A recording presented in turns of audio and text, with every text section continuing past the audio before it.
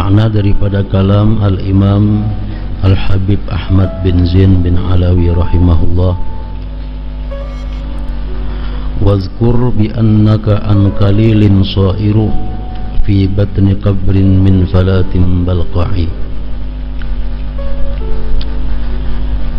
Dan ingatlah bahwa dalam waktu dekat engkau akan berada dalam liang kubur di bawah tanah lapang yang terpencil. Bait di atas merupakan nasihat dan wasiat tentang kubur. Sayyid Abdullah bin Alawi Al-Haddad rahimahullah menganjurkan agar kita mengingat dan memikirkan kubur, menyadari bahwa waktu berkunjung telah dekat dan kita akan pindah ke kehidupan kubur yang sunyi. Kubur itu adalah merupakan bagian daripada alam barzakh,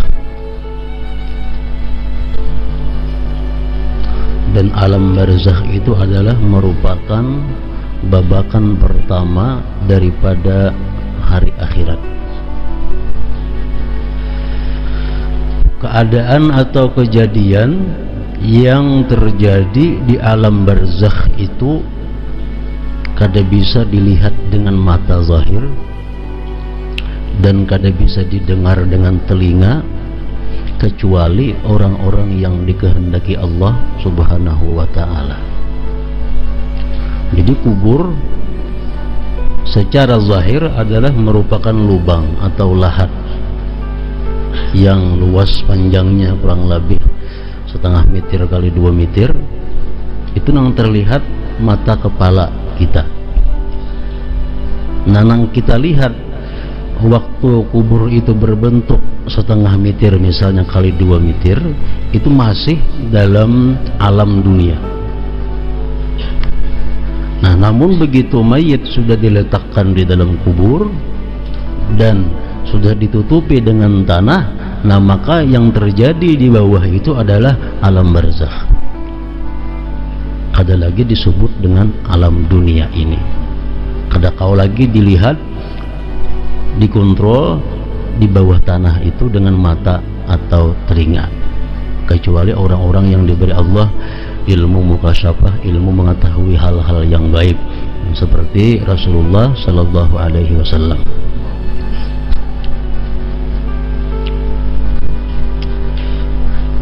Ujar Nabi kita bersabda, ma ra'aitu manzaran qattu illa wal qabru abza'u minhu.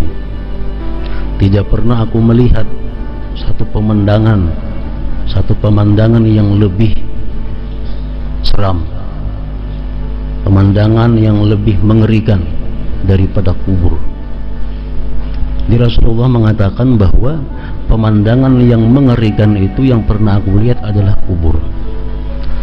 Itu bukan pemandangan beliau dengan mata zahir, tetapi dengan mata hati. Karena kubur itu kalau hanya mata zahir kada seram, kada mengejutkan, biasa saja. Cuma kita melihat lubang 1,5 meter kali 2 meter. Tapi Rasulullah mengatakan bahwa pemandangan kubur itu adalah sangat menyeramkan dan sangat mengejutkan. Berarti itu beliau melihat kubur itu dengan pandangan mata hati beliau.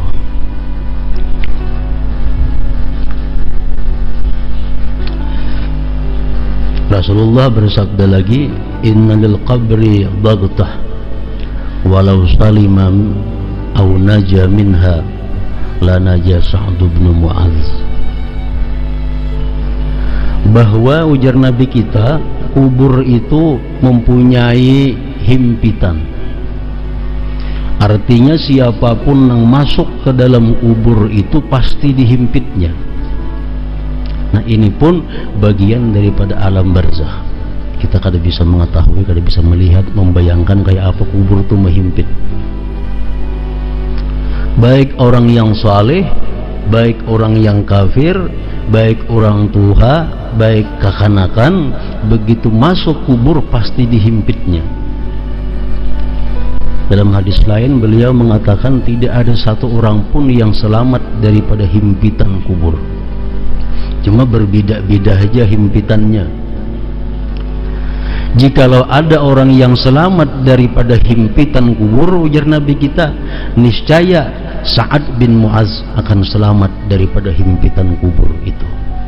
Sa'ad bin Mu'az ini adalah salah seorang sahabat Rasulullah, di mana waktu dia meninggal dunia, Nabi kita mengatakan Sa'ad bin Mu'az meninggal, aras itu bergoyang dan 70.000 malaikat ikut menyembahyangkan jenazahnya Sa'ad bin Mu'az. Pintu-pintu langit dibuka semuanya untuk menerima kedatangan rohnya Sa'ad bin Mu'az. Sa'ad bin Mu'az yang sedemikian hebat pun, kata Rasulullah, matinya tetap dihimpit oleh kubur. Nah, cuma bedanya tadi, ada yang satu mat saja himpitannya, ada yang kuat himpitannya, ada yang lawas, tergantung amal kebaikan seseorang.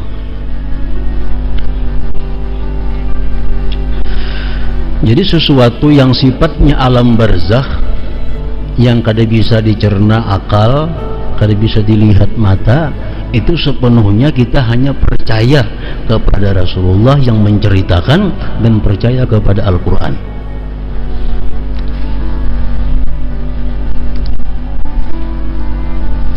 Imam Ghazali mengumpamakan, ujar Imam Ghazali, contohnya alam barzakh itu, ini contoh bukan sebenarnya. Orang nang guring, orang guring di higa kita, di samping kita, kita di samping duduk bangun, kawan di higa ini guring. Nah, kawan nang di higa ini dalam guringnya itu dia bermimpi diberikan Allah berbagai macam kenikmatan. Dalam mimpinya orang nang guring ini menari-nari, berjugit-jugit karena kegembiraan. Kita nang dihiga ini tahulah, pinagana aja awaknya kada bina menari-nari nang guring ini. Padahal inya merasa dalam mimpinya itu menari-nari, terabang, bersepeda motor, berkendaraan, dapat kenikmatan. Ada juga orang guring, dia dalam waktu tidurnya itu mendapat siksa. Inya dipukuli orang gila, maka kesakitan. Kita nanti higa tahulah, kita ada tahu, awaknya tetap diam aja. Tapi dalam guringnya begitu dahsyat penderitaan yang diterimanya oleh kawan kita ini, kita ada tahu. Nah, itulah contohnya orang guring ini laksana berada di alam barzakh yang sudah mati. Kita mungkin berada di atas pakuburan. Orang yang dalam kubur ini sangat menderita, dicambuk, dipatuk ular, digigitnya kala. Nah, kita ada tahu. Pada parak lawan kubur ini. Kenapa kita ada tahu? Karena itu bagian daripada alam barzakh, bukan daripada alam duniawi.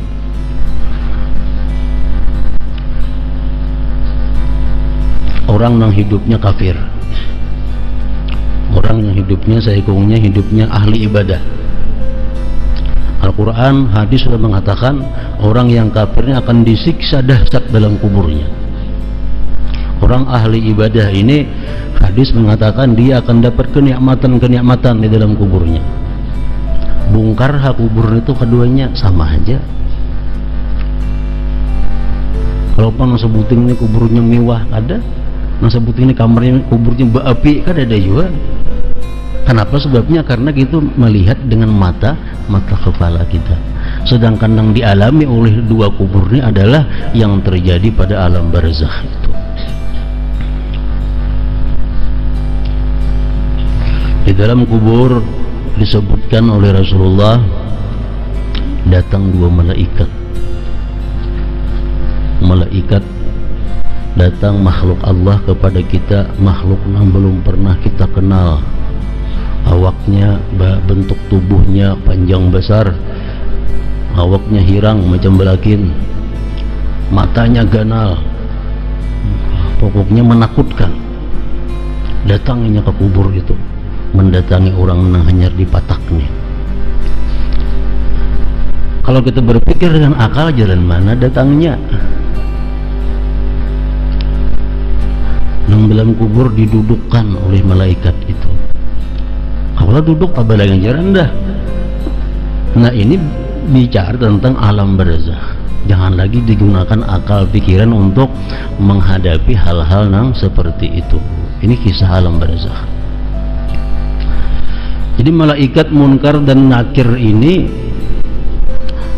datang ke dalam kubur itu menghadapi, menanya, memfitnah si mayit ini sesudah mayit tadi dihimpit oleh kubur. Himpitan kubur itu merupakan ucapan selamat datang oleh kubur. Siapa yang masuk hak dihimpitnya dulu. Sudah itu hanyar datang munkar dan nakir.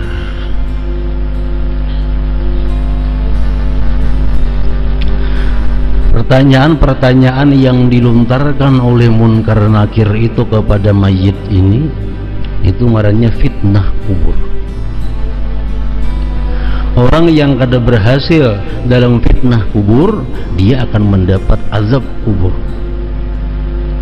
Orang yang berhasil menghadapi fitnah kubur, ujian kubur, dia akan selamat daripada azab kubur. Ada pertanyaan. Jadi azab yang di dalam kubur itu adalah akibat dari kada lulusnya dia menghadapi fitnah. Fitnah itu artinya cobaan, ujian dalam kubur. Dan pertanyaan munkar nakir kepada mayit ini, apakah bahasa Arab?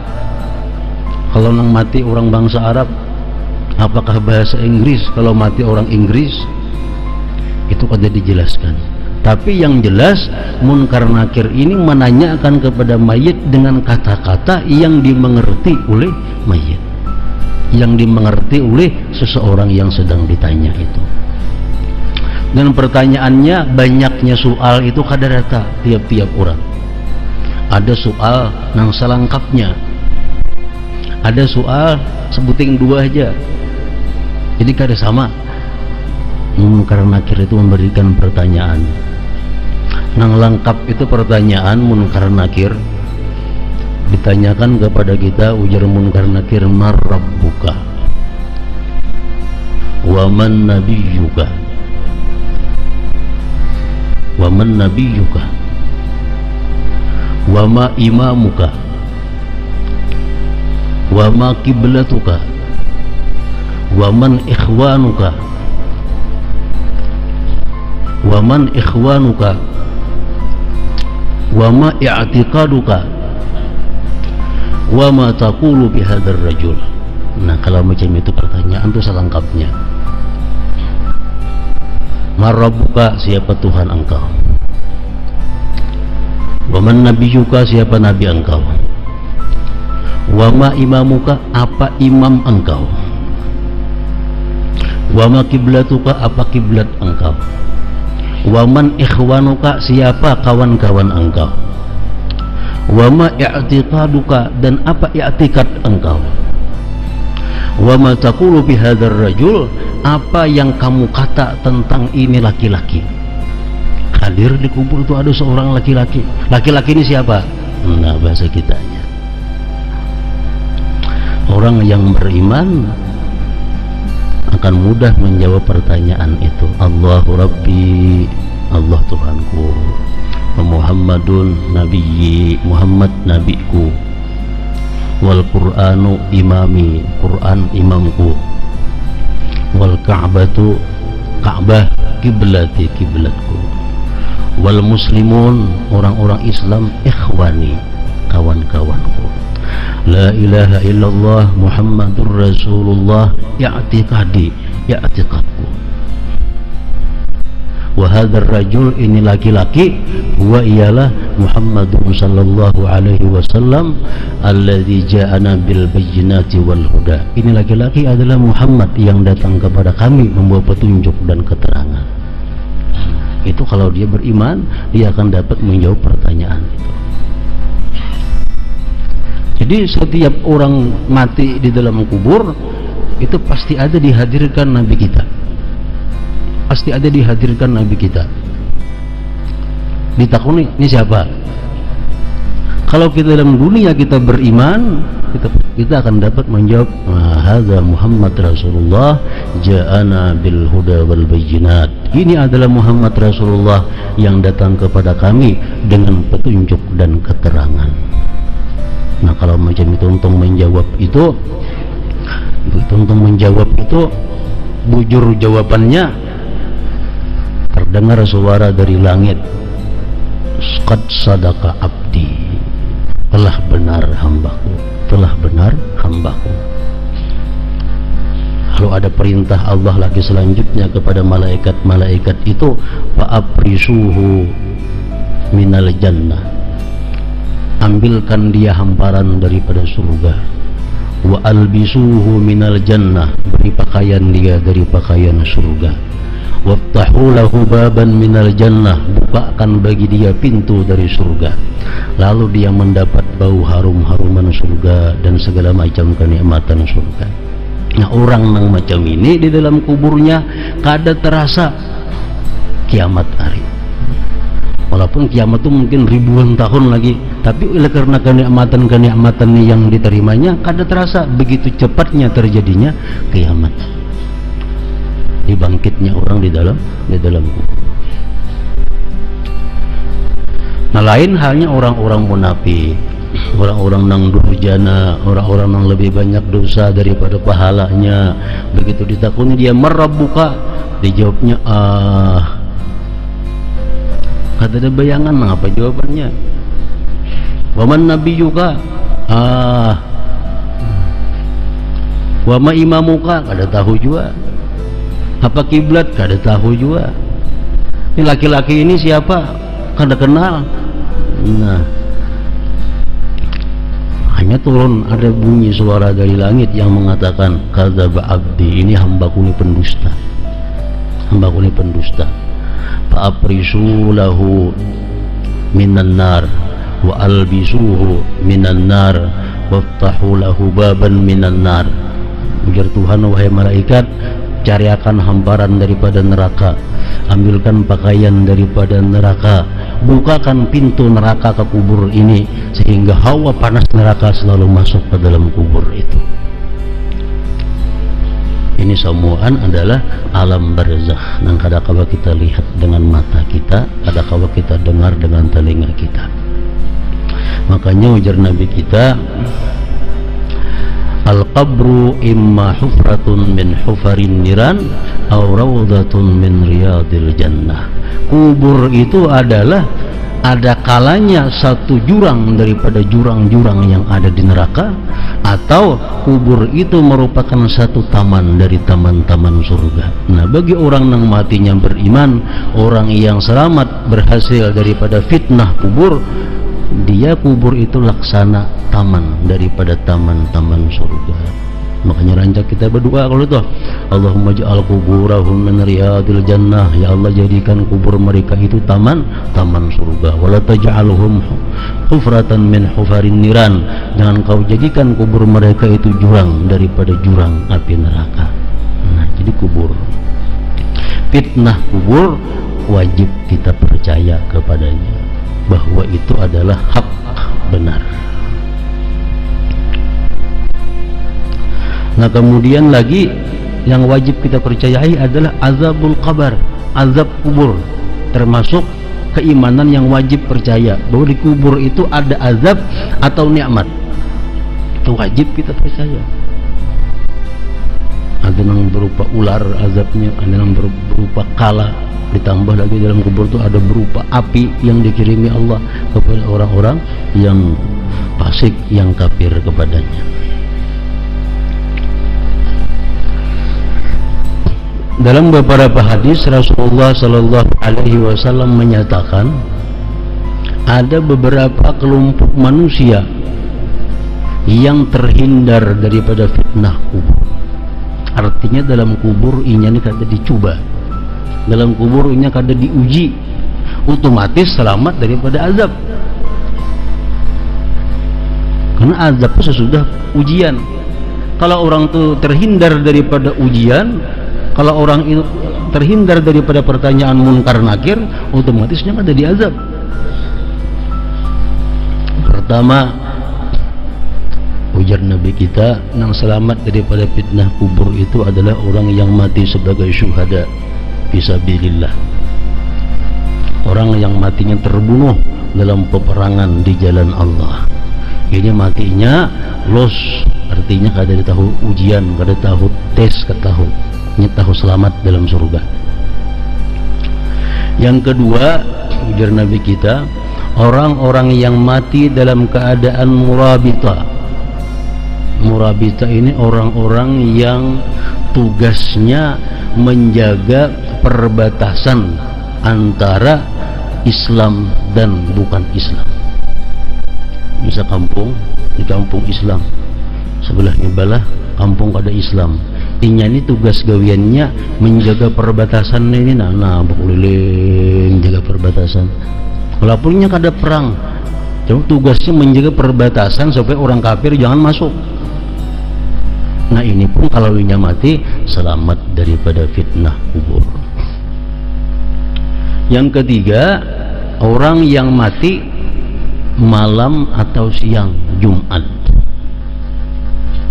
Orang yang mati malam atau siang Jumat ini selamat juga daripada fitnah kubur, asalkan nang mati ini orangnya Islam. Orang kada Islam lain kisahnya. Orang Islam nang mati Jumat, baik malamnya atau siangnya, masalah di kubur itu dasar aja malam Sabtu ke hari Sabtu kan lain lagi. Nah matinya itu yang penting malam Jumat atau siangnya, ini selamat juga daripada fitnah kubur.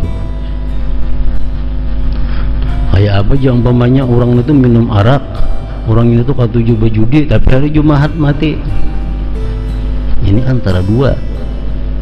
Barangkali inya ini sebelum mati itu diberi Allah tobat dahulu mati, atau dia waktu mati itu dicabut imannya, kada berfungsi lagi hari Jumatnya tuh. Hari apa kayaknya mati mun iman sudah dicabut berdahulu, kada ada gunanya lagi.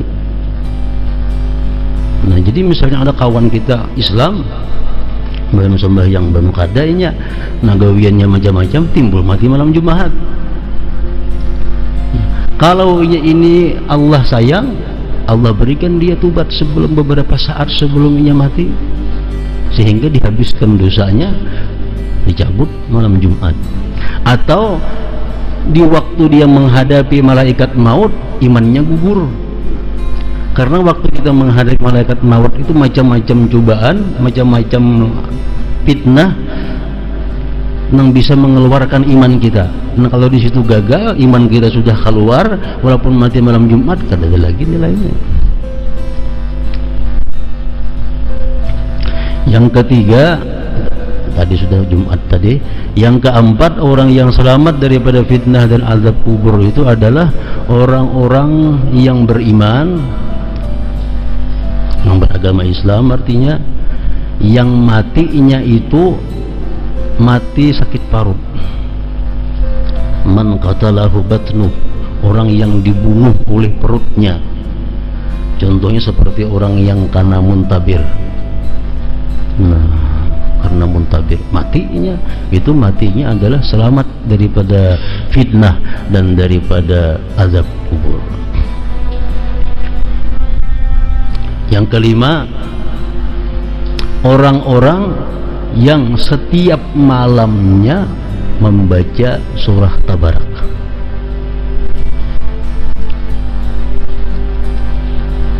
Tiap malam dibacanya surah Tabarak aja. Ada surah perai, baik ini di benua atau rahatan di perjalanan atau rahatan di mana, bila malam ini membaca surah Muluk, Tabarakalladzi biyadihil mulku itu, nah, selamat juga daripada fitnah kubur. Ada lagi yang mengatakan hadis Rasulullah, orang yang selamat daripada fitnah kubur adalah orang yang tiap malamnya membaca surah Sajdah. Rajin dibaca imam subuh Jumat tuh, tiap malam. Dan alangkah baiknya kalau ini tiap malam tuh menggabungkan dua surah itu. Jadi tiap malam Tabarak dibacanya, Alif Lam Tanzil dibacanya, lebih baik lagi Dan lebih baik lagi pulang andai kata 2 surah itu hafalnya, artinya masuk dalam dirinya, lebih menguntungkan lagi di dalam kuburnya. Dan alangkah baiknya lagi kalau inya sudah hafal-hafal membaca 2 surah itu di dalam sembahyang. Rakaat pertama inya baca misalnya Fatihah Alif Lam Tanzil, ini rakaat kedua inya baca Fatihah lawan Tabarakalladzi biyadihil mulku. Itu hebat lagi kalau kawat tiap malam macam itu. Nah, termasuk orang-orang yang dikatakan Rasulullah selamat daripada fitnah kubur. Artinya kada melihat munkar nakir, ada tahu di munkar nakir.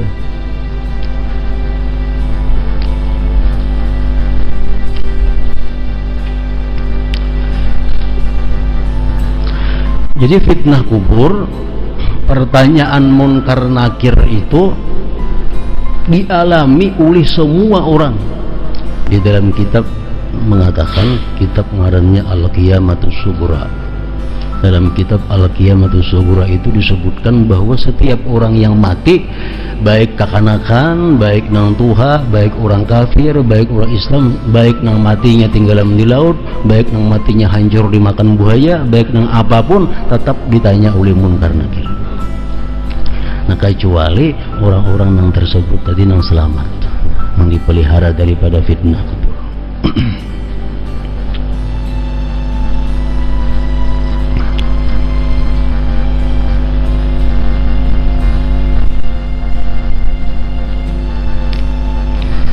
Ada pertanyaan munkar nakir, begitu inya mati masuk kubur, datang munkar nakir datang, dia munkar nakir, ma taqulu bi hadzal rajul, laki-laki ini siapa? Biar kita, huwa Muhammad Rasulullah alladzi ja'ana bil huda wal bayyinah. Sebutinnya pertanyaannya, tuntung itu 6 salihah, tidurlah kamu yang munkar nakir. Nah, sebuting aja ditanya. Ada juga macam itu sebahagian manusia. Ada lagi pertanyaannya, mar rabbuka? Allah Rabbi. Wa man nabiyyuka? Siapa nabi engkau? Muhammadun nabiyyi. Sudah 6 salihah, tidurlah kamu. Ada juga buktikan itu aja. Nah, nang salangkapnya ya nang tadi. Jadi mau kita bahasa dia nang selangkapnya itu berdahulu kada bertahaluput kayaknya. Wa ma ya'tiqaduka, apa i'tiqad engkau? I'tiqad engkau apa?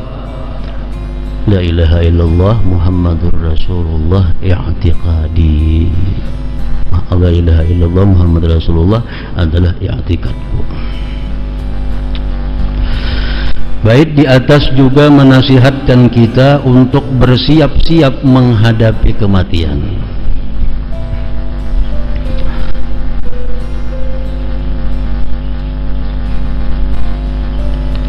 Orang yang melalaikan kematian di dalam kubur, orang yang melalaikan kematian dan alam kubur tidak akan mempersiapkan diri untuk menghadapinya. Dan seseorang yang tidak mau mengingatnya tidak akan pernah ingat. Orang yang melalaikan kematian alam kubur, lalai, tentunya kada mempersiapkannya untuk menghadapinya. Para ulama mengatakan orang-orang yang selalu mengingat kubur, mempersiapkan kubur, dia pasti mendapati kuburnya itu nantinya adalah raudhah min riyadil jannah, taman dari taman surga. Orang yang selama ini hidupnya lalai daripada perhatian kepada kubur, kada mempersiapkan untuk kubur, dia pasti kena mendapati kuburnya itu hufratun min hufarin niran, jurang daripada jurang api neraka.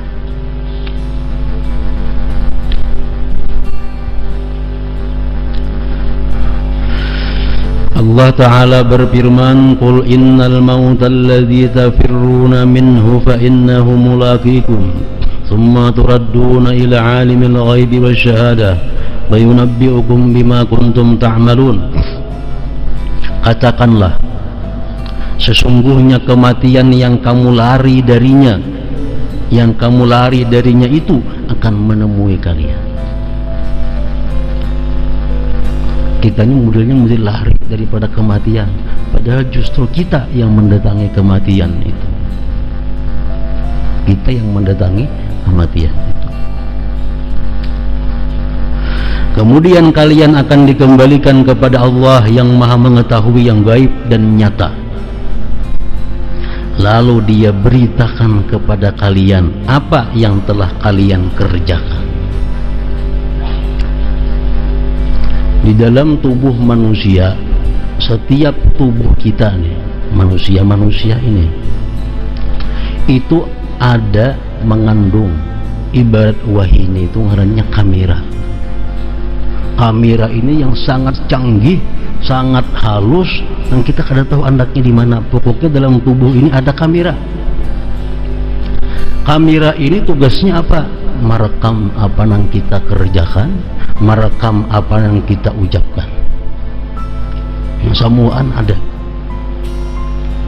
Nah, kayaknya di akhirat kayaknya diputar oleh Allah Subhanahu wa taala. Nah, ini rekaman ampunikan dalam dunia dahulu. Awalnya kita lagi berindah. Nang kita masuk ke rumah orang kada bepadah, ada gambarnya. Kita menciumkan pun orang, ada kena kameranya, ada hasilnya. Dan kada beruap berasih.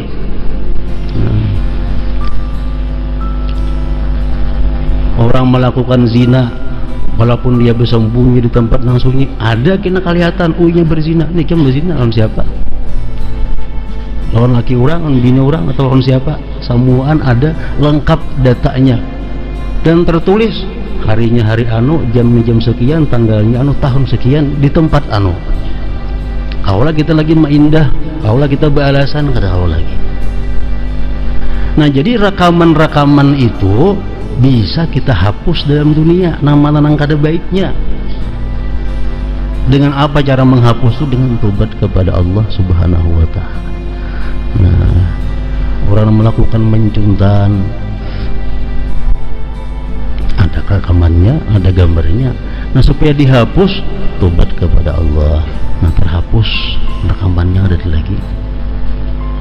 Makanya maksudnya doa rajin tuh, wastur uyubana, tutupi ya Allah keaiban kami, tutupi ya Allah aib diri kami di akhirat.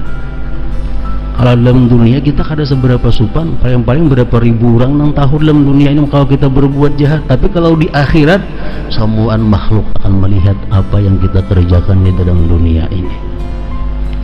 Makanya doa-doa para ulama, Allahumma inna na'udzubika minal ibtidah yaumal qiyamah.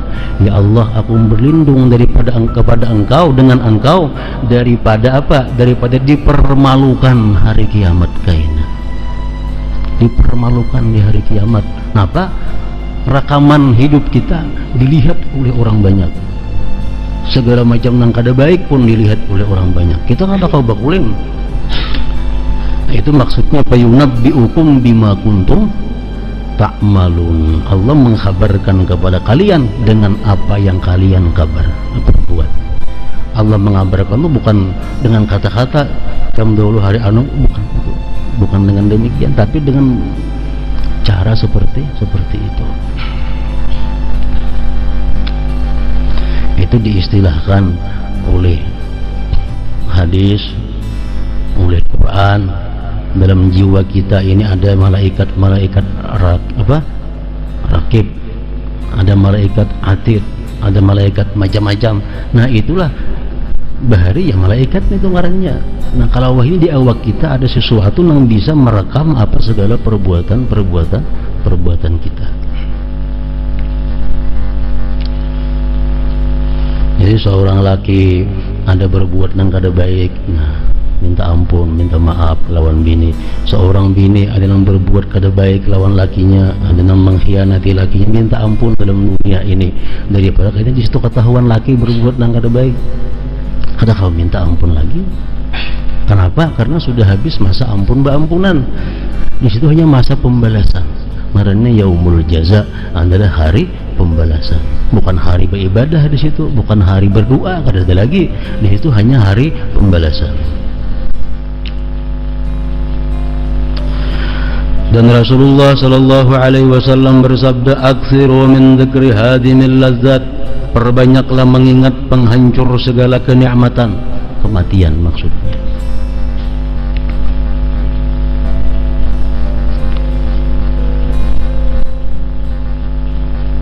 Aisyah pernah bertanya kepada Rasulullah, "Wahai Rasulullah, adakah nanti di akhirat orang yang tidak mati syahid tapi dia digulungkan dengan gulungan orang-orang yang mati syahid?"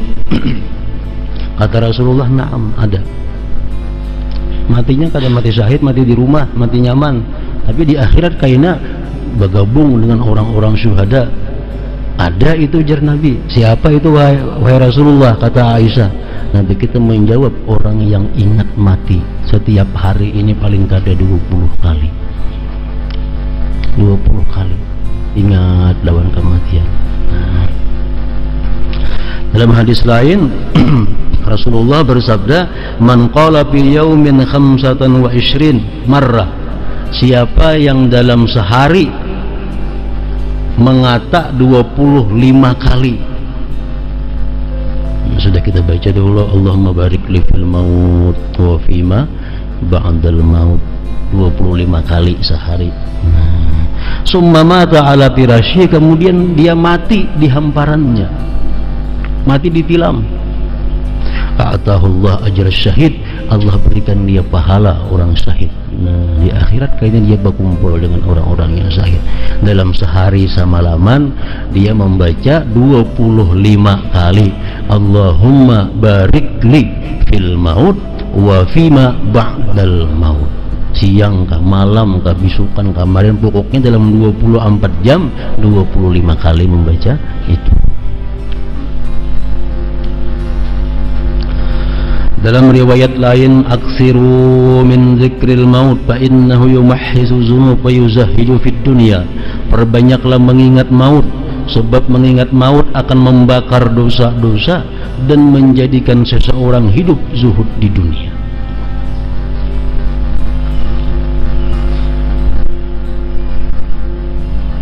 Syekh Murtada Az-Zabidi mengatakan bahwa orang yang sering mengingat kematian itu akan diberikan Allah kemuliaan. Pertama, dia bisa menyegerakan tobat. Yang kedua, dia akan hidup qanaah. Yang ketiga, dia rajin beribadah. Ingat lawan mati, ingat lawan mati. Nah, orang ini kena akhirnya apa? Ketujuh tobat, hidupnya qanaah, dan ibadahnya rajin. Orang yang lupa dengan kematian, kadang mengingat kematian, itu akan diberi 3 perkara. Pertama, taswifut taubah, menunda-nunda tobat. Yang kedua, tamak. Yang ketiga, takasul bil ibadah, malas beribadah.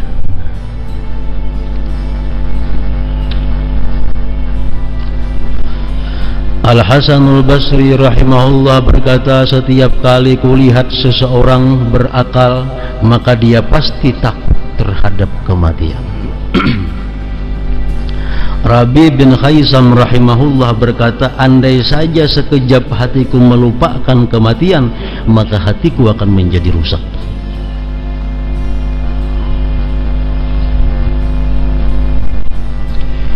Ada 3 macam kelompok manusia dalam masalah mengingat kematian ini.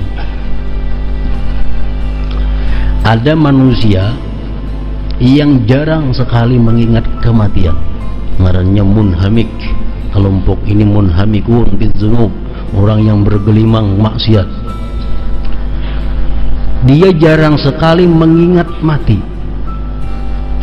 Kalaupun dia mengingat mati, dia pikirannya adalah sedihnya dia atas harta yang ditinggalkan. Cara mengingat macam ini adalah semakin membuat dia jauh dari Allah Subhanahu wa ta'ala. Orang mati, kawan mati, ini sedih, tapi sedihnya lain. Sedihnya kasihannya anaknya, kasihannya bininya ditinggalkannya, kasihannya perusahaannya, siapa lagi nama ngalula. Ini pikirannya macam itu. ingat mati pikirnya kasihan lawan orang nang mati ini tuh. Nah ini cara mengingat mati nang salah, nang bisa membuat dia lebih jauh lagi dengan Allah Subhanahu wa taala. Yang kedua, kelompok taibun ngarannya, orang yang mengingat mati menumbuhkan tubuh dalam hatinya. Dia melihat orang mati, oh aku pernah macam ini juga, kalau aku pada segera bertobat nih risikonya tinggi. Jadi dia melihat orang mati, dia bandingkan kepada dirinya, kayaknya aku macam itu juga. Jadi sekarang aku mulai bersiap-siap untuk menghadapi, siapa tahu kena waktu dekatnya aku seperti kawanku nang mati ini. Nah ini cara mengingat mati nang baik. Yang ketiga, orang-orang arifin billah. Orang-orang arif billah ini bukan lagi mengingat mati, dia kepingin mati. Kenapa? Karena dengan mati dia bisa langsung berkomunikasi dengan kekasihnya Allah Subhanahu wa ta'ala.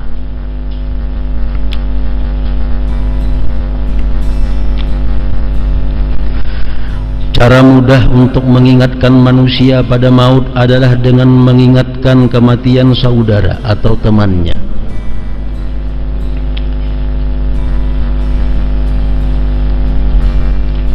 Bagaimana mereka mati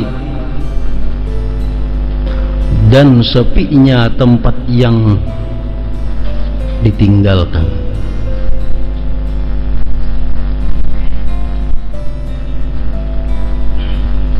Kita melihat kawan kita mati, kita melihat kayak apa kawan kita menghadapi malaikat maut dalam sakaratul maut, kita melihat kayak apa rumahnya sunyi yang sudahinya mati. Nah itu cara yang mudah untuk mengingatkan kita kepada kematian. Juga dengan ziarah kubur, itu termasuk mengingatkan kematian. Ujar Nabi, wazuruha, ziarahlah kamu ke kubur, karena itu mengingatkan akan akhirat. Jadi ziarah kubur itu akan bermanfaat kepada kita kalau mengingatkan kita kepada akhirat.